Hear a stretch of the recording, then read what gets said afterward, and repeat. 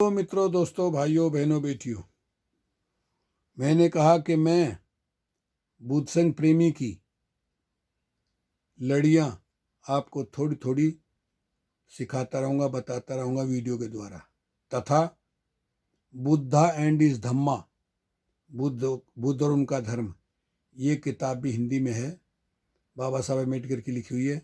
इसको भी मैं आपको सुनाता रहूँगा। वैसे तो महानायक अम्बेडकर पर एपिसोड बने हैं, बहुत कुछ उसमें दिखाया बताया गया है। तो ये संक्षिप्त में बुद्ध जीवनी है, बुद्ध और उनका धर्म। महामाया की मृत्यु। 5वें दिन नामकरण संस्कार किया गया। बालक का नाम सिद्धार्थ रखा गया। उसका गोत्र गौतम था, इसलिए जनसाधारण में वह सिद्धार्थ गौतम नाम से प्रसिद्ध हुआ।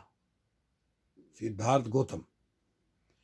बालक के जन्म की खुशियां और उसके नामकरण की विधियां अभी समाप्त नहीं हुई थी कि महामाया अचानक बीमार पड़ी और उसके रोग ने गंभीर रूप धारण कर लिया। अपना अंत समय निकट आया जान उसने शुद्धोदन और महाप्रजापति को अपनी सैया के समीप बुलाया और कहा, मुझे विश्वास है कि असित ने मेरे बच्चे के बारे में जो भविष्यवाणी की है वह सच्ची निकलेगी। मुझे यही अफसोस है कि मैं इस वाणी को पूरा हुआ न देख सकूंगी। प्रजापति, मैं अपना बच्चा तुम्हें सौंप जाती हूँ। मुझे विश्वास है उसके लिए तुम अपनी माँ से भी बढ़कर होगी। ये महामाया की छोटी बहन थी प्रजापति। मेरा बालक शीघ्र ही मार्तहीन बालक हो जाएगा, लेकिन मुझे इसकी तनिक चिंता नहीं है कि मेरे बाद यथा योग विधि से उसका लालन पालन नहीं होगा। अब दुखी ना हो, मुझे मरने दें। क्योंकि प्रजापति, गौतमी और शुद्धोदन दुखी हुए तो कह रही है महामाया, अब दुखी ना हो, मुझे मरने दें। मेरा अंत समय आ पहुंचा है। यमदूत मेरी प्रतीक्षा कर रहे हैं। इतना कहते कहते महामाया ने अंतिम सांस ले ली। शुद्धोदन और प्रजापति दोनों को ही बड़ा दुख हुआ। दोनों फूट फूट कर रोने लगे। जब सिद्धार्थ की माता का देहांत हुआ तो उसकी आयु केवल 7 दिन की थी। सिद्धार्थ का एक छोटा भाई भी था, उसका नाम था नंद। वह शुद्धोदन व महाप्रजापति से उत्पन्न पुत्र था।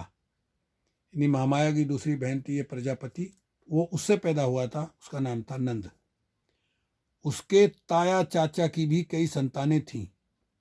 महानाम और अनुरुद्ध शुक्लोदन के पुत्र थे तथा आनंद अमितोदन के। देवदत्त उसकी बुआ अमिता का पुत्र था। महानाम सिद्धार्थ की अपेक्षा बड़ा था और आनंद छोटा। सिद्धार्थ उनके साथ खेलता खाता बड़ा हुआ। बचपन तथा शिक्षा। जब सिद्धार्थ थोड़ा चलने फिरने योग्य हो गया, शाक जनपद के मुखिया इकट्ठे हुए और उन्होंने शुद्धोदन से कहा कि बालक को ग्राम देवी अभया के मंदिर में ले चलना होगा। शुद्धोदन ने स्वीकार किया और बालक को कपड़े पहना देने के लिए महाप्रजापति से कहा। जब वे उसे वस्त्र पहना रही थी, सिद्धार्थ ने अत्यंत मधुर वाणी में अपनी मौसी से पूछा कि उसे कहाँ ले जाया जा रहा है। जब उसे पता लगा कि उसे मंदिर ले जाया जा रहा है तो वह मुस्कुराया, लेकिन शाक्यों के रीति रिवाज का ध्यान रखकर वह चला गया। 8 वर्ष की आयु होने पर सिद्धार्थ ने अपनी शिक्षा आरंभ की। जिन्हें शुद्धोदन ने महामाया के स्वप्न की व्याख्या करने के लिए बुलाया था और जिन्होंने सिद्धार्थ के बारे में भविष्यवाणी की थी, वे ही 8 ब्राह्मण उसके प्रथम आचार्य हुए।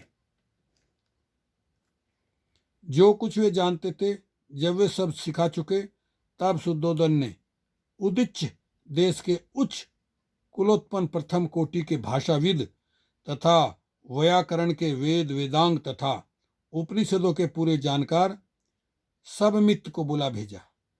उसके हाथ पर समर्पण का जल सिंचन कर शुद्धोदन ने सबमित्त को ही शिक्षण के निमित्त सिद्धार्थ को सौंप दिया।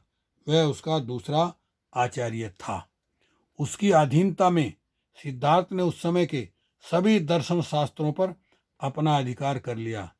इसके अतिरिक्त उसने भारद्वाज से चित्त को एकाग्र तथा समाधिष्ठ करने का मार्ग सीख लिया था।